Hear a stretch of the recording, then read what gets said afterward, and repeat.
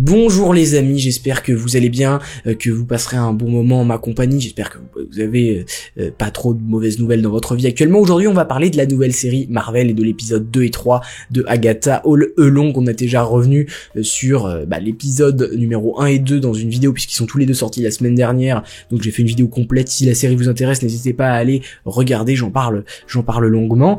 Là on va revenir sur point positif, point négatif, top, flop, easter eggs de cet épisode de Agatha All Along qui, pour donner un bref avis avant qu'on entre dans le vif du sujet, je l'ai trouvé sympa, pas incroyable, mais il t'accroche. À la fin de l'épisode, t'as envie de voir la suite, c'est une série donc t'as envie de connaître un petit peu la conclusion, la finalité, et c'est déjà une réussite pour Marvel. Deuxième réussite, c'est que c'est un épisode 3, donc souvent chez Marvel, les deux premiers épisodes sont assez impactants, surtout le premier, et puis au troisième, quatrième, voire cinquième, ça commence vraiment à s'essouffler, voire à totalement disparaître dans l'intrigue, au niveau du contenu, et là c'est pas le cas. Là vraiment, on a vraiment une suite dans les idées, ça fait plaisir, et on n'a pas du tout envie de s'arrêter là. Mais pour vous faire un petit résumé d'abord, pour commencer, de l'épisode, là il y a tout ce qui est marqué, mais je préfère vous donner un petit peu comme je le sens. En gros, la Witch's Road, donc cette route des sorcières au bout de laquelle ils peuvent avoir un vœu et assouvir leurs envies, donc qui est pour Agatha de retrouver ses pouvoirs, on ne sait pas trop vraiment pour le personnage de Joe Locke, mais c'est probablement exactement la même chose, et puis pour tout ce groupe de sorcières, c'est la même motivation. Là, et Agatha informe le groupe, le Sabbat, comme ils le disent en VF, et puis le Coven en VO. Il leur dit qu'on va y avoir des épreuves spécifiques pour chaque sorcière en fonction de ses capacités. Donc cet épisode, il tournera autour de Jen, qui est un peu la maître des potions, et qui va donc devoir résoudre un problème parce qu'elles sont empoisonnées, elle doit trouver l'antidote avant la fin d'un compte à rebours, voilà. Et c'est ça en fait cet épisode. C'est l'épreuve de Jen qui doit faire un antidote, je ne sais jamais le genre de ce nom malheureusement, mais toujours est-il que entre temps leur parcours est semé d'embûches puisqu'ils ont des visions avec le vin qui est empoisonné, et donc ils ont tous des visions différentes. Agatha qui voit le berceau d'un enfant et dedans il y a le Darkhold. Nous avons Jen qui elle voit un homme qui essaye de la noyer. Alors est-ce que c'est son père, est-ce que c'est son fils, est-ce que c'est son frère, on ne sait pas vraiment exactement qui est cette personne, mais ça doit être, la réponse doit se trouver dans son passé. Et puis Lilia, elle voit elle-même à la Renaissance avec plein de morts, des zombies, des trucs bizarres, avec ce côté un petit peu... pour le coup, on va avoir le côté horrifique dans cet épisode avec ce passage-là. Et puis enfin, Alice qui voit sa mère qui est morte et elle sait pas vraiment pourquoi elle est morte, et là qui lui dit que sa grand-mère est morte et qu'elle va pas pouvoir survivre. Et ils reviennent après avoir réussi le test, après que le personnage de Joe Locke, donc l'adolescent mais qui en fait est Billy Maximoff, le fils de Wanda, pour l'instant on n'a pas la réponse mais ça a été officialisé. Il se coupe la main pour le sang, et c'est le sang qui permet que tout le monde puisse boire l'antidote, et que tout le monde s'en sorte vivant. Et non, parce que une fois qu'ils sont de retour sur la Witch's Road, sur la route des sorcières, eh bien Sharon, le personnage de la voisine, est morte, on ne sait pas pourquoi, et Agatha ne se souvient même plus d'elle, et encore une fois ça donne envie d'en connaître plus sur ce qui va se passer sur la suite de la série. Pour les tops, les personnages que j'ai beaucoup aimés, Agatha, c'est vraiment sa série, donc pour le coup c'est réussi, c'est vraiment une série sur elle. On a encore quelques petits éléments la concernant, notamment ce berceau avec le Darkhold et le personnage de Jennifer qui est juste à côté, qui pour moi est un gros point positif, c'est que elle a notamment un passé, donc je peux aborder ces trois personnages d'un coup, mais Jennifer a un passé qui a l'air d'être plutôt sombre et dont j'ai envie de connaître le contenu, et donc ça c'est vraiment cool. Et puis on voit ses compétences, on voit que voilà, elle a des qualités, elle a ce qu'il faut, même si j'aurais peut-être plus aimé qu'elle réfléchisse, qu'elle se souvienne plus trop. Ça fait des centaines d'années, il me semble, qu'elle a plus ses pouvoirs, enfin très très longtemps, donc ça paraissait un petit peu facile, mais je l'ai beaucoup aimé, puis surtout je l'aime beaucoup parce qu'elle a parlé de Mephisto, pour la première fois dans le MCU, Mephisto qui est un peu le diable de Marvel, et qui a été théorisé pour apparaître dans Mom, Multiverse of Madness, Doctor Strange 2, mais aussi dans la série WandaVision, initialement tout le monde attendait à le voir, et puis finalement ça en a déçu plus d'un qu'il n'y soit pas. Donc voilà pourquoi j'aime beaucoup ce personnage dans cet épisode, j'ai envie d'en savoir plus. Agatha, c'est la même chose, elle a un fils, donc le personnage de Jennifer avoue à Billy que Agatha faut pas trop lui faire confiance. Pourquoi ? Parce que elle aurait échangé la vie de son enfant contre le Darkhold. Alors oui, ça fait mal, mais que ce serait une rumeur, et c'est là donc elle invoque Mephisto en disant que certains disent aussi que son fils serait devenu un disciple de Mephisto, et c'est là que ça devient intéressant, parce qu'à mon avis Mephisto sera sûrement abordé un petit peu plus en détail, même si on le verra pas. On rappelle que c'est le méchant qui devrait être voilà un antagoniste principal de Ironheart, la série qui va sortir sûrement cette année, peut-être en fin d'année, mais sur le personnage de Riri Williams qu'on a vu notamment dans Black Panther Wakanda Forever. Et puis Sharon au milieu de ça, les personnages top, parce que j'ai toujours dans les séries un personnage un petit peu mid, un personnage qui finalement n'a pas beaucoup de qualité. Enfin, je veux dire, alors c'est un bon personnage, hein, mais elle a pas beaucoup de prétention. Mais elle est là et elle est sympa en fait. C'est un personnage un petit peu perdu, un petit peu. Et puis j'aime beaucoup ce genre de personnage qui sait pas pourquoi elle est là, qui est un petit peu perché, tout ça. Moi, voilà. Mais même si c'est pas un personnage incroyable, et malheureusement, je l'ai aimé jusqu'à la fin puisque elle nous a quittés. Voilà pour les tops. Et puis pour les flops. Alors c'est pas des gros flops, hein, c'est des flops on va dire mid, encore une fois, c'est pas vraiment, il y a pas vraiment d'énormes flops hein, dans cette série pour le moment. Mais le personnage de Lilia, je le trouve très peu profond. Même voilà son segment où elle est un petit peu folle, elle a des visions. C'est encore une fois au service du côté un petit peu ambiance de la série pour ce côté horreur. Et puis pour Billy, là où j'ai moins aimé, c'est qu'il a été beaucoup moins présent que dans l'épisode 1 et 2 où il avait été ces petits passages comiques et tout ça, où il était vraiment présent, vraiment sympa à suivre. Là, il est beaucoup plus en retrait. C'est normal. C'est le seul qui n'est pas encore sorcier. Alors j'ai un doute sur ça. Je pense que on en saura plus sur lui, mais toujours est-il qu'il est beaucoup moins présent. Puis Alice, ok, elle a perdu sa mère. Alors oui, c'est triste, mais le nombre de personnages dans le nombre de programmes qui ont perdu leurs parents, et c'est pas du tout le seul comic relief, si je puis me permettre, du personnage. Non, il faut plus que ça. C'est un personnage que je peux pas me permettre d'aimer un personnage qui n'a que ça dans son arsenal, sachant que on peut se demander, oui, c'est quand même bien, c'est sentimental, c'est tout ça, mais c'est un petit peu trop simple. Je vais pas forcément aimer un personnage parce qu'il a perdu un proche, ça nous est tous arrivé, ça nous arrivera tous, donc j'ai besoin d'en savoir plus, et pour moi c'est peut-être un petit peu en surface pour le moment. On passe au point positif de l'épisode. Je trouve que c'est un épisode bien rythmé, les scènes s'enchaînent bien, t'as envie d'aller à la scène suivante, t'as envie de connaître la suite, t'as envie voilà d'avancer dans cette série, donc là encore, gros point positif, j'ai pas grand chose d'autre à dire, mais je trouve que les scènes s'enchaînent vraiment bien et j'ai pas l'impression que ça a été charcuté. Moon Knight par exemple, la série Moon Knight, vraiment on avait vraiment l'impression qu'il manquait énormément de passages, là pas trop. Pour moi il manque des scènes, clairement il manque des scènes, on en reparlera dans le côté négatif avec ce côté de escape game, mais finalement c'est assez simple, faut juste aller à l'endroit où est censé se trouver l'objet, il y est, c'est comme ça que ça se passe et c'est fini, l'épreuve est réussie. Donc ça c'était un point négatif que j'ai, mais pour le coup c'est le point négatif au niveau de il manque des scènes, mais il manque pas forcément des scènes dans ce qu'ils voulaient faire eux, à mon avis ils l'ont fait, ils l'ont montré dans cette série, donc ça c'est le point évidemment positif qui est présenté ici.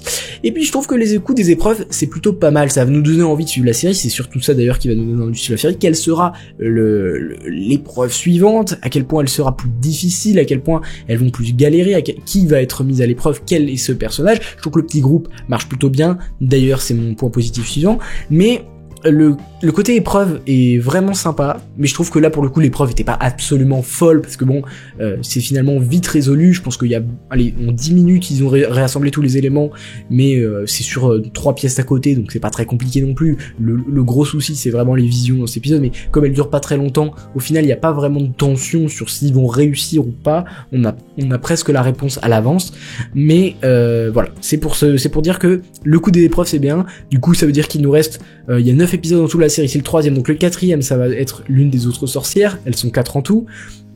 Le 5e, une des autres sorcières, donc ça veut dire que on arrivera à, voilà, et puis enfin elles sont 4, donc un 6e épisode. Le 6e épisode, ce sera quelqu'un, j'imagine que c'est Agatha, la dernière sorcière à avoir son truc. Donc ça veut dire qu'il nous reste encore, après le 6e épisode, il nous reste 3 épisodes dans lesquels il va y avoir d'autres rebondissements et des choses comme ça qui vont retarder les choses.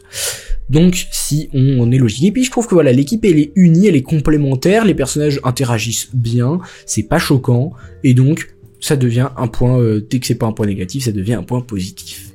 Pour qui est le point négatif, c'est l'escape game le plus facile au monde. Comme je vous l'ai dit, je vais pas y revenir 20 ans, elle sprint directement à l'endroit où il faut, elle trouve directement les bons trucs, et c'est clairement pas l'enjeu de l'épisode. L'enjeu de l'épisode, c'est d'en apprendre plus sur les personnages avec leur vision.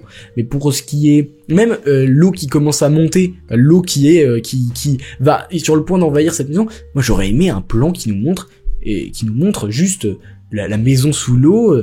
En fait, il manque aussi de plans marquants. Ça fait un peu cheap, en fait. L'épisode fait un peu cheap, avec des lumières bleues, jaunes de partout. Il y a des plans aussi, on voit clairement le fond vert, hein, surtout quand il y a l'arrière-fond jaune derrière les personnages qui sont devant la fenêtre. Pour le coup, ça fait vraiment bizarre, c'est pas beau du tout. Et c'est pour ça que je dis aussi que il y a aucune vraie patte. Moi, je m'attendais, il y avait des affiches vraiment très très belles de Agatha All Along, avec du sombre, coloré, punk, où vraiment on avait l'impression qu'il y avait une vraie ambiance qui allait être dans cette série. Je trouve que là, il n'y a pas vraiment d'ambiance. Je trouve que l'épisode 1 envoyait vraiment une claque visuelle. L'épisode 2, c'était moyen, mauvais au niveau du scénario par contre. Et là, pour le coup, c'est vraiment moche. Il y a certains plans qui sont vraiment très moches. Il y a certains qui sont beaux, notamment le moment où il passe de la roue des sorcières, un petit peu cette ambiance un peu automnale à la plage de sable, ce plan-là qui converge, ça fait un beau plan. Certes, mais comme je vous l'ai dit, j'attendais un plan par exemple avec la maison sous l'eau, où on voit où ça se pose un petit peu. Ce que j'ai aimé dans l'épisode 1, c'est que ça se posait chez Agatha, on filmait le cadre, il était bien composé, le plan était très très beau dans certains passages, et ce qui n'a pas été le cas ici. Donc je m'attendais à ce qu'il y ait une épreuve, vraiment une marque vraiment très, voilà, une marque marquée de ce que voulait le studio pour à nous montrer, en tout cas. Et enfin, le flou d'arrière-plan machiavélique pour lier avec le sujet de la série. Je trouve que ils ont fait les fonds en practical parfois. Donc c'est-à-dire il y a des vrais fonds. Là par exemple, typiquement l'image que vous voyez ici, le fond est réel. Ça a été tourné en décor, finalement en vrai décor matériel. Sauf qu'on a l'impression que c'est faux. C'est exactement la même chose qui s'est passé avec Deadpool et Wolverine. Il tourne en décor naturel et t'as vraiment, mais vraiment l'impression que c'est du fond vert. Alors que non. Pourquoi ? Parce qu'il y a une espèce de flou d'arrière-plan. Là, je parle pas de Deadpool et Wolverine, hein, je parle vraiment de cette série. Ce flou d'arrière-plan qui est vraiment pas beau, qui va tout mélanger, qui va pas nous montrer le décor tel qu'il est avec ses spécificités. Je pense qu'il y a des gens qui ont bossé dessus pendant des heures et tout ça, et qui ont pour faire vraiment une ambiance. Mais les personnages, surtout au début de l'épisode, ça m'a vraiment choqué. Les plans étaient très resserrés sur la tête des personnages, de la tête au buste. Je sais plus comment ça s'appelle, ça va peut-être me revenir, mais je crois qu'il me semble que c'est le plan moyen, le plan rapproché, quoi. Je crois que c'est ça. Pour l'instant, j'ai pas fait les études nécessaires pour connaître ce genre de choses, mais je me renseignerai pour la prochaine fois. Bref, c'était très serré comme ça, le cadre très serré. Et c'était dommage, parce qu'on voyait pas du tout les décors. Je savais qu'ils étaient vrais, parce que j'avais vu les making-of, les featurettes et tout ça. Et on n'a pas la sensation que le décor est réel, qu'il est tangible. On a l'impression qu'ils sont filmés sur fond vert, alors que c'est faux. Alors que c'était pas vrai, mais c'est juste que cette espèce de flou qui rend presque limite pas besoin d'arrière-plan. C'est vraiment la technique au cinéma généralement pour dire on n'a pas eu le temps de peaufiner les effets, alors on va mettre un petit flou. Comme ça, ça passe. C'est ce qui était dans Quantumania, notamment. En Quantumania, il y a du flou dans une grande partie du film pour dire t'inquiète, c'est bien. Notamment que ça a été tourné avec la technologie 360 là, mais je pense qu'ils n'avaient pas eu le temps de finaliser les effets, si bien que en fait tout était flou en arrière-plan. Et là c'est pareil. On nous laisse pas le temps de voir ce fond, et c'est pareil dans la maison notamment. Et puis il y a quand même deux parties dans l'épisode. Il y a une première partie où je trouve que les décors sont pareils, flous, ils sont souvent le même cadrage. Et puis la deuxième partie où ça commence un petit peu à se diversifier, et c'est quand même bien mieux. Sauf que le contenu je l'aime moins, parce que je trouve que en fait j'aime bien le contenu jusqu'au moment où l'épreuve commence, mais j'aime bien le point de vue artistique, je parle du cadrage et de la composition des plans, je la préfère après alors que j'aime moins le contenu. Toutes ces visions et tout ça, c'est plutôt bien fait, c'est plutôt pas mal. Donc ça c'est un point positif. Alors, je voulais parler d'un petit historique qui concernait encore Nicolas Scratch. Alors là j'ai mis une virgule, mais vous comprenez pas pourquoi, parce que en dessous j'avais mis, mais comme un idiot, j'ai mis à l'endroit où ma tête était, mais Nicolas Scratch, est-ce que c'est un disciple de Mephisto ? On rappelle que voilà, dans les comics, Nicolas Scratch il devient un ennemi, hein, clairement, et il veut même en venir à bout des 4 Fantastiques et je crois d'Agatha. Donc c'est ça le problème, et là elle lui dit que il est peut-être devenu un disciple de Mephisto, ce qui me fait prendre en considération que peut-être qu'il n'est pas mort, peut-être que tout ça c'est faux, peut-être qu'on lui a même peut-être insinué dans l'esprit même d'Agatha que c'est vrai mais c'est faux. et que en fait c'est clairement devenu peut-être le bourreau, le bourreau, l'exécutant, le héros de Méphisto, ce qui me fait penser que le Darkhold peut-être est en lien avec Méphisto. Encore une fois, c'est quelque chose qui est envisageable, et c'est pour ça que j'aime bien faire des liens, mais pour moi, le Darkhold a peut-être été justement pas non seulement sacrifié, obtenu en sacrifiant Nicolas Scratch, mais que bien Scratch s'est introduit peut-être dans ce Darkhold et y a rencontré Méphisto et y est allié. Peut-être que les deux rumeurs sont vraies dans ce cas-là. Voilà, et enfin, ma note de l'épisode. Je lui ai mis 3 étoiles, comme les 2 premiers épisodes. Je trouve que la première partie, comme je vous le dis, 2 parties, une première partie mal filmée, mais où je trouve que on a envie de suivre, c'est quand même globalement vraiment sympa. Et puis une deuxième partie, bien filmée, mais un petit peu en dents de scie, selon moi, dans le scénario de cette espèce d'énigme. Donc voilà, il y a 2 parties, et pour moi, la partie la plus intéressante, la plus fascinante, et la plus qui me tient le plus à cœur, c'est la première partie où ils découvrent les preuves, ils savent pas ce qu'il faut faire. À partir du moment où ils commencent à résoudre l'énigme, c'est là où ça me perd un petit peu, parce que je trouve que c'est trop facile, parce que je trouve que les personnages vont trop vite au but, que finalement cette histoire de vision, c'est plutôt bien dans l'idée, mais on n'a pas l'impression que ce soit si grave que ça dans la psyché même des personnages. Et point important aussi, on n'a pas l'impression que le temps, on n'a pas l'impression de le ressentiment de l'écoulement du temps. C'est quelque chose qui est très important. J'en parlais il me semble que j'en parlais justement dans l'épisode 1, je crois, ou je ne sais plus exactement quand est-ce que j'en parlais, mais effectivement, l'écoulement du temps est quelque chose de très important. Quand on est pressé par le temps, c'est quand même très important qu'on nous le montre, ça. Qu'on nous montre que le temps presse.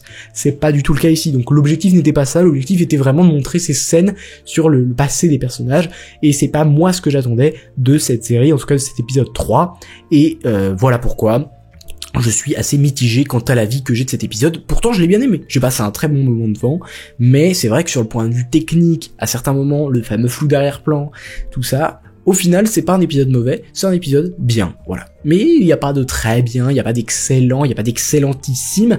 Par contre, on a des petits éléments, teasés par-ci par-là, Méphisto, Nicolas Scratch, les 7 de Salem au premier épisode, ça donne envie de théoriser, ça donne envie d'en savoir plus, ça donne envie finalement de voir la suite, et j'espère que cette petite review vous aura plu. N'hésitez pas à vous abonner, à partager, à liker, à commenter si la vidéo vous convient, et n'oubliez jamais, subscribers, rassemblement.